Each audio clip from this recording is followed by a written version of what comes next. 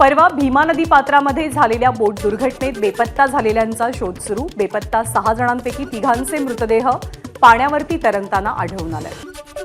पुणे अपघात प्रकरणानंतर राज्य उत्पादन शुल्क विभागाला जाब। आता बारमध्ये 25 वर्षांखालील तरुणींना मद्य दिल्यास 50,000 रुपयांचा दंड। कारवाईला सुरुवात। पुणे अपघातातल्या अल्पवयीन मुलाचा जामीन रद्द। 5 जूनपर्यंत बालसुधार गृहामध्ये रवानगी होणार।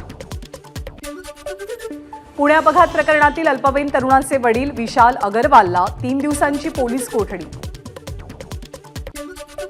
विशाल अग्रवालसह बार मालक व्यवस्थापक यांना सुद्धा पुणे सत्र न्यायालयानं कोठडी सुनावली आहे। अपघात करणाऱ्या मुलावरती संज्ञान म्हणून खटला चालवता यावा अशी मागणी होती। न्यायालयानं यासंदर्भात विचार करायचं ठरवलेलं असून आरोपीच्या वकिलांना 24 तारखेला आपलं म्हणणं मांडण्यास सांगितलंय। पुणे पोलीस आयुक्तांची माहिती। पुणे अपघात प्रकरणी 2 किंवा 3 महिन्यात पोलिसांचा तपास पूर्ण होईल तेव्हा पोलीस न्यायालयासमोर बाजू मांडतील। त्यानंतर न्यायालय आरोपी मुलावरती संज्ञान म्हणून खटला चालवायचा की नाही हे निश्चित करतील। वकील प्रशांत पाटील यांची माहिती।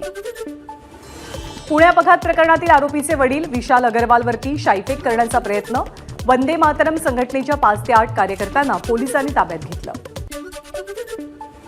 राज्याच्या गृहमंत्र्यांना पहिली एफआयआर कॉपी बदलल्याबाबत माहिती देण्यात आली नव्हती का?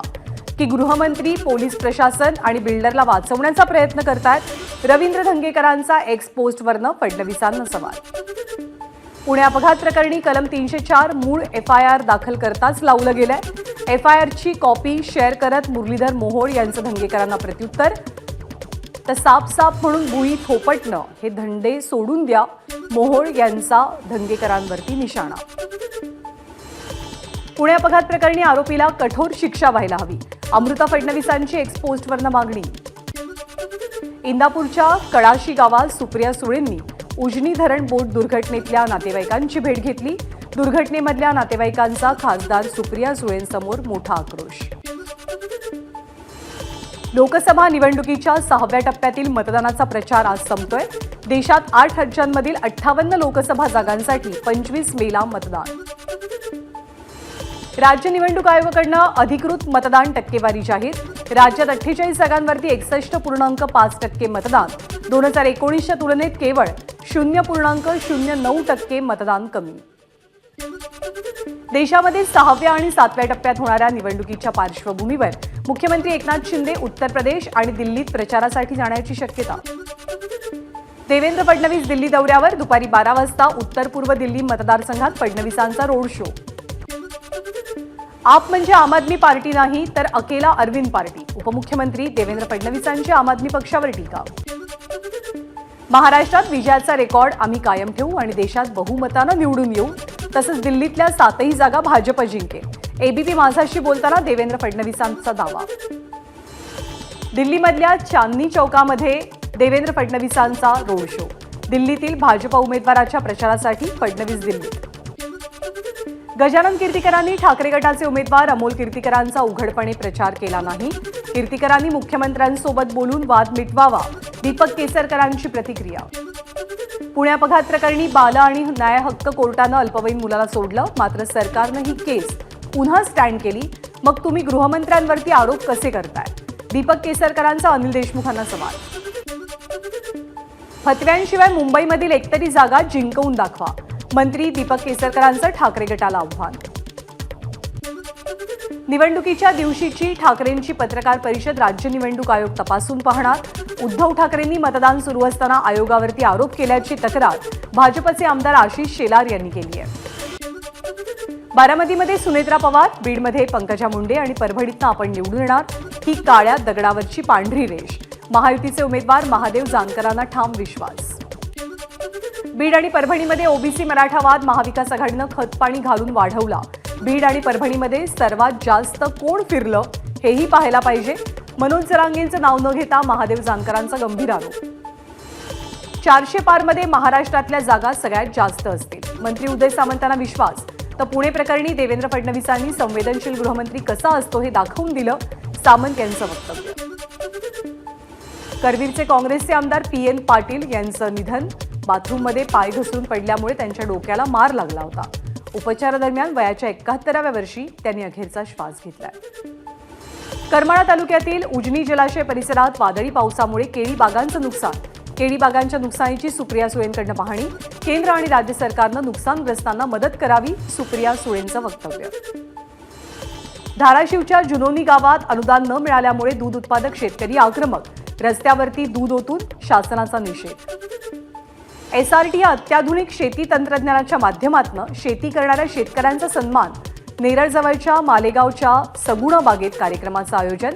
या सोहळ्याला ABP नेटवर्कचे कार्यकारी उपाध्यक्ष राजीव खांडेकर आणि आमदार मनीषा कायंदे यांची विशेष उपस्थिती होती. मुंबईला पाणी पुरवठा करणाऱ्या तलावांमधील पाणीसाठा 11%. मुंबईत पुढच्या आठवड्यापासून 10% पाणी कपात लागू होण्याची शक्यता.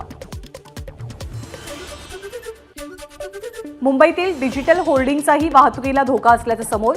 पालिका डिजिटल होर्डिंगबाबत नवीन धोरण तयार करून अंमलबजावणी करणार असल्याची माहिती. वाहतूक परवान्यासाठी RTO ऑफिसला जाण्याची गरज नाही. 1 जूनपासून नवीन नियम लागू होणार. ड्रायव्हिंग टेस्टसाठी सुद्धा RTO ऑफिसला जाण्याची आवश्यकता नाही. खासगी ड्रायव्हिंग स्कूलमध्ये टेस्ट देता येईल. स्कूल या संदर्भातील सर्टिफिकेट देणार आहे. अभियांत्रिकी, औषध निर्माणशास्त्र, कृषी शिक्षण पदवी या अभ्यासक्रमाच्या सामायिक प्रवेश परीक्षेचा निकाल जून महिन्याच्या पहिल्या आठवड्यात जाहीर होण्याचा अंदाज. 11वी ऑनलाईन प्रवेश नोंदणी उद्यापासून अर्जाचा एक भाग भरता येणार. 10वीच्या निकालापर्यंत ही प्रक्रिया सुरू असेल. आज विद्यार्थ्यांना डमी अर्ज भरण्यासाठी शेवटची तारीख. RT प्रवेशाला यंदा भरघोस प्रतिसाद. प्रवेश क्षमतेपेक्षा प्रवेश अर्ज जास्त. RTच्या 1,04,687 जागांसाठी 1,30,000पेक्षा जास्त अर्ज प्राप्त. 3री ते 12वी साठीचा अभ्यासक्रम आता बदलणार. राज्य अभ्यासक्रम आराखड्याचा मसुदा नागरिकांसाठी खुला. 3 जूनपर्यंत आराखड्याच्या मसुद्यावरती अभिप्राय पाठवता येणार. राज्यातील शालेय विद्यार्थ्यांसाठी शासन हॅपी सॅटर्डे हा नवीन उपक्रम राबवेल. आचारसंहिता संपल्यानंतर या उपक्रमाची घोषणा केली जाईल.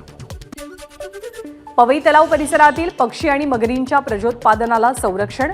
जलपर्णी काढण्याच्या कामामुळे नैसर्गिक अधिवास धोक्यात येऊ शकतो. त्यामुळे जलपर्णी काढण्याचं काम 10 जूनपर्यंत तात्पुरत्या स्वरूपात स्थगित. मतमोजणीला संपूर्ण दिवस ड्राय डे असू नये या मागणीसाठी दाखल केलेल्या याचिकेवरती शुक्रवारी उच्च न्यायालयामध्ये सुनावणी. न्यायालय नेमके काय आदेश देणार याकडे सर्वांचं लक्ष. महाराष्ट्राच्या सांगली जिल्ह्यातील करगणी गावच्या सचिन खिलारीचा जागतिक पॅरा ॲथलेटिक्स अजिंक्यपद स्पर्धेत विक्रम. पुरुषांच्या गोळाफेक क्रीडा प्रकारात सचिननं आशियाई विक्रमासह पटकावलं सुवर्णपदक. छत्रपती संभाजीनगर जिल्ह्यातील पाणीटंचाई पाहता सर्व मोठ्या बांधकामांना 15 जूनपर्यंत स्थगिती. जिल्हाधिकारी दिलीप स्वामी यांचे आदेश. भंडारा जिल्ह्यामधील नवेगाव नागझिरा व्याघ्र प्रकल्प, कोका व्याघ्र प्रकल्प, उमरेड करांडला व्याघ्र प्रकल्पात 161 मचाणांवरनं होणार वन्य प्राण्यांची गणना. वन विभाग आणि व्याघ्र प्रकल्प कार्यालयाची तयारी पूर्ण.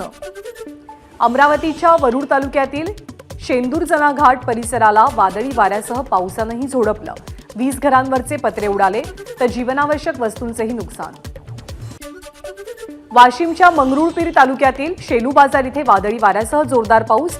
शेलू बाजार भागात आठवडी बाजारानिमित्त आलेल्या नागरिकांची पळापळ. पुण्यामध्ये आजपासून उष्णतेच्या लाटेची शक्यता. पुणेकरांना उष्ण आणि दमट हवामानाचा सामना करावा लागेल. पुढचे 2 दिवस नाशिकसह उत्तर महाराष्ट्रात उष्णतेचा येलो अलर्ट. तापमान 42 अंशांपर्यंत वाढण्याची शक्यता. नाशिक जिल्ह्यात पाणीटंचाईची समस्या गंभीर. इगतपुरी तालुक्यातील गावखेड्यांमधील महिलांची पाण्यासाठी पायपीट. अनेक ठिकाणी विहिरींनी तळ गाठलाय.